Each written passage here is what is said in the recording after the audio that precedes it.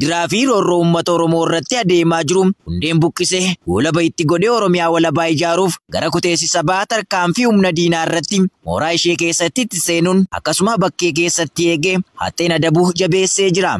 Reefi gaachanni uummata Oromoo Woboon zoonii giddu galeessaa itti fufiinsa bobbaa irbuu shinnigaan tarkaanfii ilaalessaa waraana faashistii PP irratti fudhatu itti fufee jira. Haaluma kanaan dheengaddaa gayya 21/2024 jajjabee waraana bilisummaa Oromoo godina lixa Shaggar aanaa Bunaa Gindabarat ganda Gooroo Dhoqonuu keessatti waraana Koloneel Abiy Ahmed akka baalaatti harcaasee jira.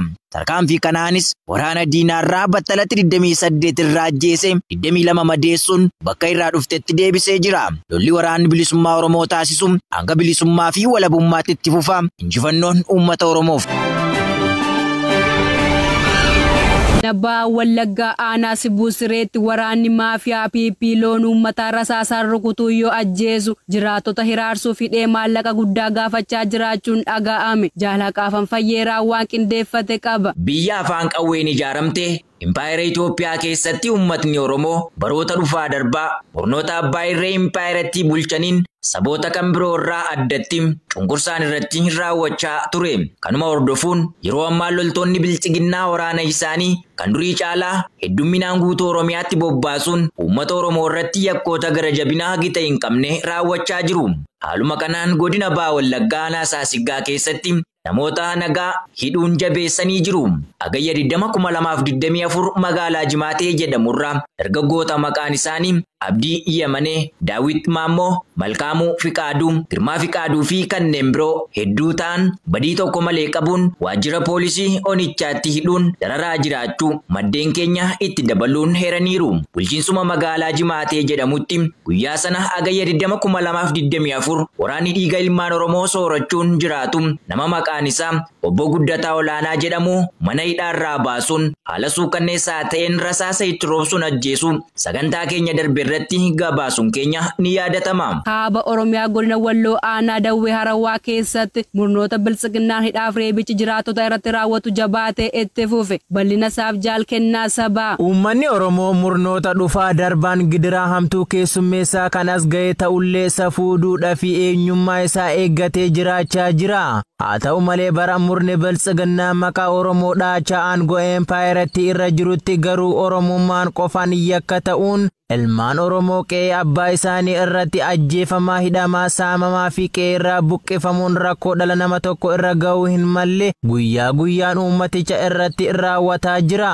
Akkaatuma kanaanis kaaba Oromiyaa godina Walloo aanaa Dawwee Harawaa ganda Dabaa Qallaa jedhamu keessatti hagayya 21/2024 milishoonni fi waraanni maafiyaa PP wal makuun gandichatti bobbaafaman namoota maqaan isaanii Abduu Umarii fi Umar Abduu jedhaman reebicha ulfaataa fuula maatii isaanii duratti irratti raawwachuun akka hidhan maddeen keenya nuuf eeraniiru. Jiraattonni gandichaa namoonni kun siyaasa kam keessa qooda kan hin qabne ta'uu isaanii himuun ergamtootni bilchiginnaa garuu sababa irraa barbaaduun dhimma isaan hin galchine qawwee keessan maaliif quba qabeenya keenya malee gurgurtan isin waboo waliin wal quba qabdu ittiin jechuun meeshaa isaanii qarshii ofiitiin bitatan akka waan bitanii itti kennaniitti gaafachuu reebichaa fi hidhas irratti raawwachaa jiraachuu jiraattonni dabaluun ONM itti himaniiru. Godina Qellem Wallaggaa aanaa Daallee Waabaraatti waraanni murna PP namoota 3 madeessuun nama tokko ajjeese. Bal'ina isaaf jaal bilisee sabaa. Kan dandeessuudhaan jennaan gowwaan galeeniitiidhaan akkuma jedhan loltoonni murna gabroonfataa PP dirree irratti waraana bilisummaa Oromoo mo'achuu dadhabuun uummata Oromootti as garagaluun haaloo bahachuu akkuma itti fufanitti jiru. Haaluma kanaan godina Qellem Wallaggaa aanaa Daallee Waabaraatti waraanni maafiyaa PP namoota 4 ajjeesuun himame. Lola waraana bilisummaa Oromoo fi loltoota Abiyyi gidduutti guyyaa dheengaddaa naannoo aanichaatti geggeeffame irratti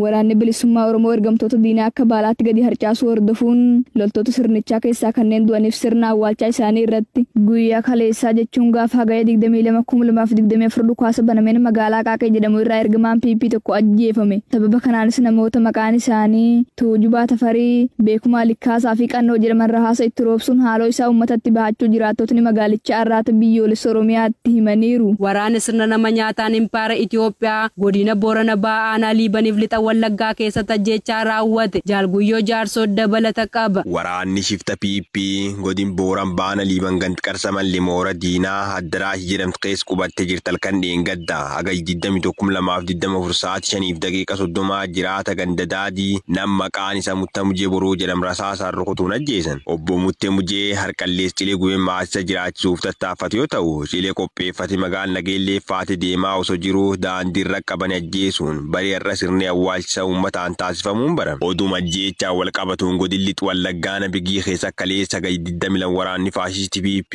nam nagaatu ajjeesan. Gareen maafia PP hun kalees ganam toor sa'aatii 2 gar magaal gabaa kamisaa bobba'uun nam maqaan isa Ismaa'eel Allamiin Baacaa jedhamu rasaasaan rukutuun ajjeesanii deemuun barame. Waraanni faashisti PP hun ajjeecha lammiilee nagaarra raawwatan jabeessuun Oromoo bakkoota adda addaatti guyyaa guyyaan lubbuu namoota balleessuu yakka hojjechaa kan oolan yoo ta'u shimalli siifa biyya dabalate qondaaltota isaanii waraanni dhaabbilee biyya laaf keessaan sanyii duguuggaan beekamuun salphi malee faarfamaa oolu. Godina Baashaggar aanaa Zuwaa Dugdaatti waraanni faashisti PP dargaggoota Oromoo 2 ajjeesan. Guutuun gabaasa kanaa akka taanutti isiniif dhiyaata. Gareen garboonfataan PP duula duguuggaa sanyii ilmaan Oromoo irratti labsuun addatti dargaggoota Oromoo irratti xiyyeeffatee lafarraa fixu bobba'ee kan jiru yoo ta'u godina Baashaggar aanaa Zuwaa Dugdaatti waraanni sirnichaa dargaggoota Oromoo 2 ajjeesuun himamee jira. Aanaa Zuwaa Dugdaa ganda Majaashanan jedhamu keessatti loltoonni sirnichaa hagayya 21/2024 dargaggoota maqaan isaanii Xaayiroo Hirkoo fi Badhaanee Haajii jedhaman badii tokko malee sababa Oromummaa isaanii qofaaf bosonatti geessanii rasaasatti roobsuun ajjeesuu jiraattonni magaalichaa eeran. Onichatti murnoonni biltsiginnaa dargaggoota Oromoo irratti xiyyeeffachuun hidhaatti guuruun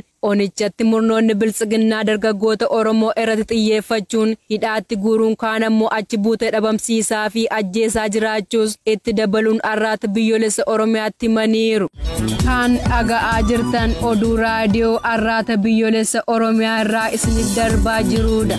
Lixa Shaggar aanaa Jalduu keessatti namoonni nagaan lakkoofsaan 300 ol ta'an hidhamanii murtii seeraa malee baatii dheeraa firaarfamaa jiraachuun dhaga'ame. Jaalarbuu dhugaa dabalata qabdi. Maqaa waraana bilisummaa Oromoon qabanii hiduun maallaqa guddaa gaafachuun kaleessa deeggartoota isaanii turtan amma leenjii haaromsaa fudhattu jechuun fedhii namootaa malee milishaa fi farra riphee lolaa leenjisuu qabeenya isaanii gubbuu fi saamuu qe'ee irraa godaansisuu fi ajjeechaa suukanneessaa uummata Oromoo kana irratti gareen aangoo farqaa qabna jedhan raawwachaa jiranidha. Akka jiraataan godina Lixa Shaggar aanaa Jalduu magaalaa Goojjoo tokko dubbisne jedhetti namoonni gandoota aanichaa keessaa mana hidhaa sana keessaa dhabame hin jiru jechuun namootni kunis kanneen ji'a 5 hanga waggaa 2 qorannoon seeraa tokko osoo irratti hin geggeeffamin hidhamanii jiranidhas jedhe. Namoonni mana hidhichaa keessatti argaman irra guddeessi isaanii qonnaan bultoota waa'ee siyaasaa quba hin qabnee fi hojii qonnaa qofa irratti bobba'uun jiraatanidhas jedhe. Namootuma maqaa waraana bilisummaa Oromoon yakkanii hidhaa galchan keessaa filanii milishaa fi poolisii farra riphee lolaa leenjisanii teessoo isaanii ittiin tikfachaa jirus jechuun dubbate. Yeroo ammaa namootni gandoota aanichaa keessaa qabaman kunneenis leenjii milishummaa kennuufiin gara ganda isaaniitti deebisu sagantaa jedhu qabatanii akka jiran dabaluun addeesseera. Godina Wallagga Lixaa aanaa Qilxuu Kwaaraatti waraanni PP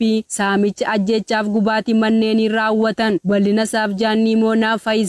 Loltoonni sirnichaa uummata Oromoof naasuu tokkollee hin qabnee fi hawaasuma irraa dhalatanitti gara laafina dhabuun gochoota ijaan argaa fi dhaga'uun hin tolle haala gaddisiisan raawwachaa jiru. Haaluma kanaan akkuma amala godhatanitti godina Lixa Wallaggaa aanaa Qilxuu Kwaaraatti waraanni PP saamicha ajjeechaa fi manneen uummataa gubuun isaanii himamee jira.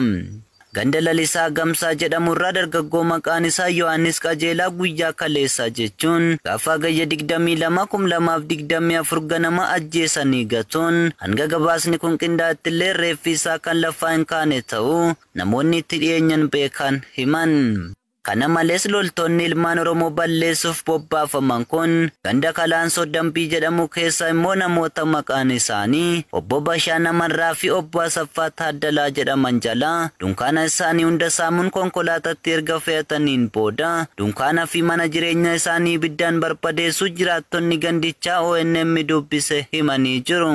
Godina Bahaa Wallaggaa aanaa Saasiggaatti murnoonni biltsiginnaa maatii qabsaa'otaa hidhuun achi buutee dhabamsiisuu jabeessan. dubbatan. Bal'ina isaaf Jaal Hawwii Mahammud. Murni biltsiginnaa godina hanga aanaatti jiran sodaa lubbuu isaanii fi garaa isaanii guddifachuuf jecha namoota nagaa ilmaan keessantu miseensa waraana bilisummaa Oromooti jechuun hidhaa kaasee hanga ajjechaatti golee Oromiyaa cufa keessatti jabeessanii jiru. Haaluma kanaan godina Baha Wallaggaa aanaa Saasiggaatti maatii qabsaa'otaa hidhuun achi buutee dhabamsiisuun jabaatee itti fufee jira. Aanaa Saasiggaa bulchiinsa magaalaa Angarirraa guyyaa dheengaddaa hagayya 21 bara 2024 namoota maqaan isaanii Aadde Firii Kaasawunii fi Naanboon Boggaalee kan jedhaman lamaanuu miseensa maatii tokko haadhaa fi ilma yoo ta'an waraanni faashistii PP halkan irraa sa'a 9tti mana itti cabsanii seenuun ukkaamsanii deemuun hanga ammaatti eessa akka jiran kan hin beekamne ta'uu jiraattonni arraata biyyoolessa Oromiyaatti himaniiru. Dabalataan guyyuma sana aanichuma ganda Odaa Guddinaa jedhamu irraa namoota maqaan isaanii Ittaanaa Baabuu, Tanaanyee Tasammaa, Aadde Warqinashii fi Tsaayee Tamasgeen kan jedhamtu ijoollee ishee nama 3 maqaan isaanii Isaanboon Dassee, Wabii Dassee fi Marsiimooy Dassee jedhaman waliin